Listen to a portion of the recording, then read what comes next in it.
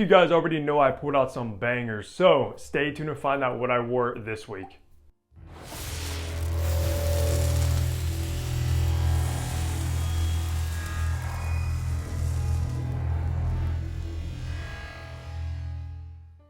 Hey, what's going on, guys? Hunter here and welcome back to my channel where I upload weekly fragrance content. So you already know the drill. Hit the subscribe button down below and also be sure to follow me over on my Instagram page.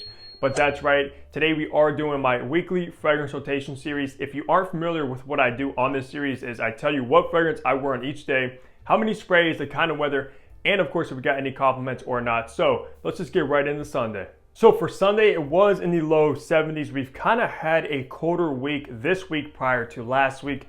But on that day, I was in the mood for a leather-based fragrance for some reason. And of course, I pulled out the pinnacle of leather fragrances, and that's Tom Ford's ombre leather, guys. If you want something that smells like a leather jacket or a brand new car leather seats, you have to check this one out. On that day, though, I did do 5 sprays of ombre leather. It was also kind of rainy outside as well. But I'm telling you, this is like the pinnacle of even Tom Ford. For some reason, when I think of Tom Ford, this is the fragrance that comes straight to my mind. So yeah, one of the best leathers, hands down. Also got no compliments on that day. I wasn't really around that many people. And this isn't really a compliment magnet of a fragrance just because of how like polarizing it smells. So just keep that in mind as well. So heading into Monday, it was in the mid 60s, also a rainy day as well. And I actually put out a decant that was sent over by one of my buddies who's also in the fragrance community as well. So shout out to you, bro. But it is Xerjoff's Italica. Now, wow, guys, if you're looking for a gourmand fragrance, this is without a doubt one of the best gourmands I've ever had the pleasure to get my nose on. And to be honest with you, I don't have many gourmand-based fragrances in my collection. So I was kind of like looking or seeking out a fragrance that would suit that gourmand category in my collection to wear. And this is without a doubt one of them. I'm going to be getting a bottle of this very soon. It has this very milky, lactonic vibe about it, as well as some spicy saffron, especially in that opening. Just smells absolutely delicious. On that day, though, I did do 8 sprays of Italica. And as far as the performance of this stuff, it's actually really good. But that's the case for most gourmands out there. But anyways, one of the best gourmands. Definitely get your nose on this stuff if you haven't already. I highly recommend it. On that day, though, got no compliments, even though I can see people really actually falling in love with this fragrance when you're wearing it and kind of walking by people. But stay tuned because I will be getting a bottle of this stuff soon and will eventually do my full review of Italica. So yeah, you're gonna wanna check that out. Tuesday was also in the mid 60s and rainy as well. We pretty much had a downpour this week. However, on that day, I didn't really know what to wear, so I went with one of my go-to dumb reaches out of my entire collection. And it actually is a clone because I don't own the original, but it's one of my favorite DNAs, and that is Alexandria's Black Panther. If you love Bulgari's Tiger or you want to get a bottle of Bulgari Tiger, you have to check out this if you don't want to shell out like $350 plus for a bottle of that stuff, because this is near identical to the T of Tiger, because I do have a decant of that. Tested them side by side, and this stuff is mind-blowing as far as the scent profile getting spot on, and the projection and performance is even better with it. On that day, I did do 10 sprays of Black Panther. I was just in the mood to smell phenomenal and strong, and this does the trick. Got no compliments, even though this one's got me probably multiple compliments, like more than I can count on one hand for sure. Every time I wear this one, usually somebody says something. On that day, though, nobody mentioned anything about Black Panther. But if you are looking for a strong, fresh, compliment magnet of a fragrance that is affordable, especially in this variant, check it out. And you can use code HUNTER15 to save 15% off over on the Alexandria Fragrances website. So yeah, if you want to, you can save some money with that code as well, and I cannot recommend this enough. On Wednesday, it was in the high 60s, so a little bit warmer, but it was raining as well. On that day, though, I did pull out the king killer right here, guys, and that is Nishane's hacivat.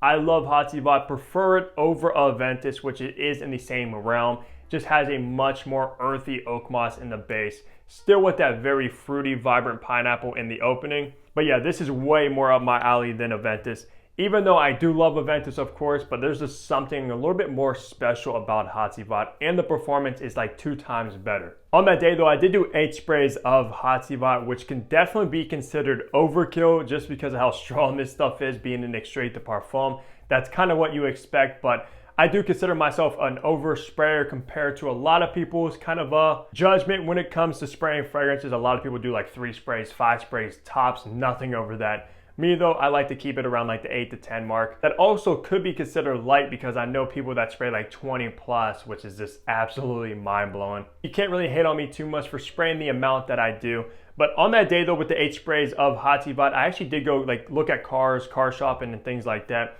And the guy, my salesman, shout out to you if you're watching this, bro, he did say he noticed I smell good because I told him what I do and stuff. So yeah, hacivat is definitely a compliment magnet, but it's not going to be suited for everybody. I've noticed mostly guys like this DNA compared to women. So you will get a lot of guys asking you, hey bro, what do you got on? Because it does kind of have that masculine sort of alpha vibe to it. So guys always are curious because they want to smell like that for themselves. But anyways, hacivat is an absolute banger, and that's what I wore for Wednesday. Alright, Thursday happened to be in the mid 70s, also a sunny day, so the sun finally decided to show itself. And I was honestly in a Louis Vuitton mood. I haven't worn a Louis Vuitton in a while, and it is one of my favorite designer houses of all time. You guys would know that I hype them up a ton. And I went with Imagination, guys. I love Imagination, even though it wasn't a love at first sniff. It wasn't one of my favorite freshies by any means. Still wouldn't say it's my favorite freshie, but it's definitely warmed up to me and I really enjoy it now. And it's probably one of the most unique fragrances from the house of Louis Vuitton. Of course, you get a nice citrus natural burst in the opening, but it dries down to this very herbal black tea note along with this zesty ginger. And I love the way it's blended all together. On that day though, I did do 8 sprays of Imagination, and this is one of the best performers from Louis Vuitton. So if you only care about performance and you want a freshie, definitely check out Imagination. For the most part, it does perform a little bit better than the others from Louis Vuitton. But on that day, I actually did meet my mom for lunch during the day, and she did give me a comment and said, I smell good, what am I wearing? Of course, I said Imagination, and she actually loves Imagination even for herself. And this is probably one of the most unisex Louis Vuittons, especially in the men's collection, that both a man and a woman could pull off easily compared to like Orage, Sur La Route, or even La Mentalité. This one though does come across very unisex smelling. But yeah, that's what I chose to wear for Thursday is Imagination. So for Friday, it was in the high 60s, also a nice sunny day outside. But on that day, I actually wanted something kind of relaxing and cozy, and I was in the mood for an iris-based fragrance. And this is hands down one of my favorites, and that is Valentino Uomo's Intense. I honestly prefer this over like Dior Homme, which I might get a lot of hate for because that has a cult following. But there's something so kind of nice and seductive about Uomo Intense with that orange note paired with the leather and of course that creamy, waxy iris note. Just a stunning fragrance and still my favorite from the entire house of Valentino. On that day though, did only 3 sprays because I didn't do much, kind of just relaxed and got some work done and things like that.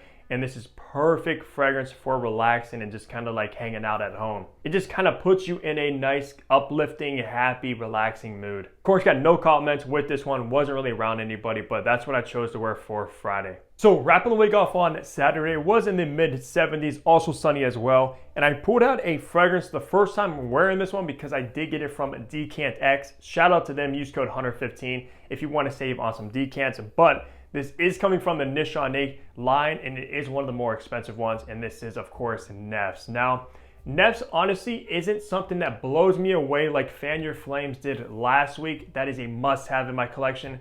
This one, though, is, of course, your usual rose oud combination, which is so played out. Even though this does come across very high quality, I just don't see myself getting a bottle of Neff's anytime soon unless I get a good deal on it. But what sets this apart is that very kind of gourmand, sweet honey note along with the rose and oud. And it does have this booziness to it as well, which I think is whiskey in the dry down, which does give it some characteristic and make it a little bit more unique than all the other rose ouds. But still, wasn't blown away by it. I did do 3 sprays of Neff's, and this stuff is strong, so it has that going for it, but that's usually the case with rose ouds anyways. I actually did wear this one out shopping and running errands and stuff, and it was in the mid 70s and sunny, and this stuff was pushing off the skin quite a bit. Luckily though, the oud in here isn't so like barnyardy fecal smelling. It's not as dirty and earthy as I usually like my ouds, so you could possibly still wear this one when it is a little bit warmer out and you're not really gonna offend everybody around you. But still a very enjoyable wearing experience. Let me know down below if you guys actually tried anything from the Nishane higher end, like their ouds and stuff. I'm actually really curious what you guys think of next. But besides that, that's gonna do it for my weekly fragrance rotation. Let me know down below the fragrances you guys are choosing to wear this week. I'm always interested and curious to see what my followers are pulling out for themselves. But besides that, leave a like, subscribe below if you haven't already. And of course, I'll see all of you back here in my next upload. Take care, everybody.